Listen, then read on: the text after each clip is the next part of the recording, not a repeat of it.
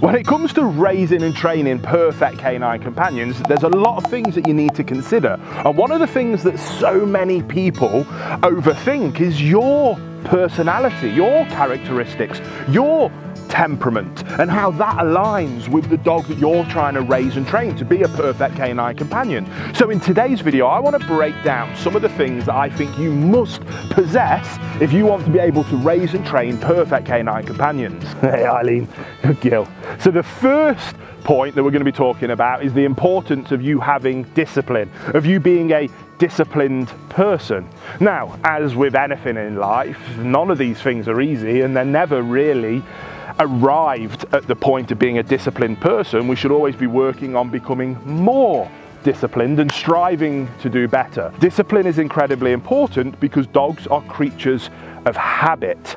Rules, boundaries and expectations with incredibly disciplined routines are what allow dogs to thrive. Because when the novelty of a new puppy, the novelty of a new dog wears off, just having motivation isn't enough. At that point, discipline comes in.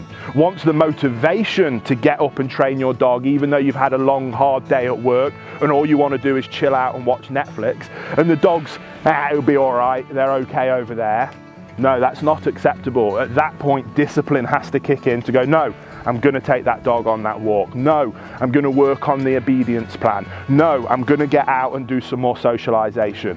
Discipline equals perfectly trained dogs. So after discipline comes patience. Patience is key. Once we understand that we have to be consistent with everything we do with our dogs, whether we want to do it or not, once the motivation and the novelty wears off, we are still militantly disciplined with our dogs. We also must simply be patient, and we must accept that it takes a long amount of time for dogs to learn. It takes a long amount of time to train dogs to get them where you want them to be, and you must be patient with them. There's no point in rushing that process because patience is key. So we've talked about discipline and we've talked about patience. The next thing that I think you need to possess, you must always be willing to follow through with your dogs. If you have asked them to do something, they must do it.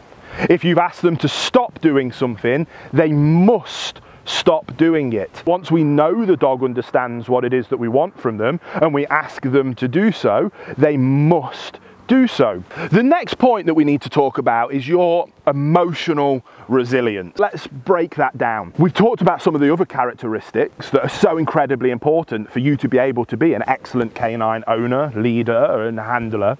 But on top of all of that, you also must be an emotionally resilient person, because let me let you into a little secret of when it comes to training dogs. It is going to go wrong. You are going to find yourself in situations that you hadn't planned for. You are going to find yourself in incredibly frustrating situations that will borderline make you rage with anger. But if you let those emotions override you, if you let those emotions cloud your judgment and make bad decisions, decisions that you would never dream of making if you were in a calm, relaxed state, you are going to do far more damage than good.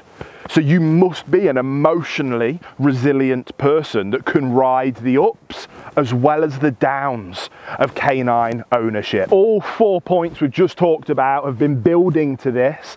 All those last 4 points combined equal this, and that is that you must become a good leader. Leadership is everything if you want to have a successful relationship with your dogs. Leadership is everything if you want your dogs to be well-rounded, well-balanced, happy, well-behaved canine companions. You must lead your dogs, and your dogs must look up to you as their loving leader. Leadership truly is love. If you want amazing dogs, it first of all starts with you. You must become a great leader that's disciplined, that's patient, that has excellent follow through, that is emotionally resilient. Combine all of those things together and you will have beautiful canine companions that you've only ever dreamed of.